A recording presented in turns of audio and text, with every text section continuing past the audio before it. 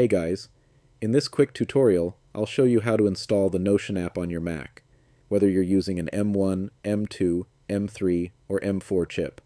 Let's get started. First, open your browser, Safari, Chrome, or whichever you prefer. In the search bar, type Notion for Mac and hit Enter. Look for the official link titled Notion Desktop App for Mac and Windows and click it.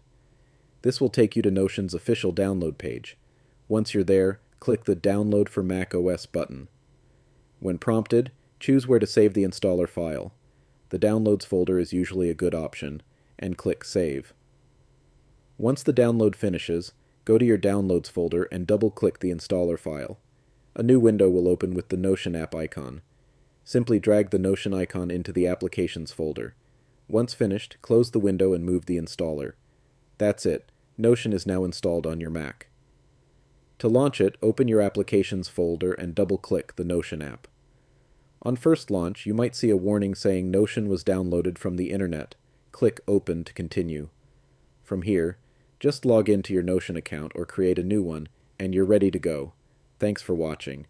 If this helped, be sure to like, comment, and subscribe to the channel for more Easy Mac tutorials. See you in the next video.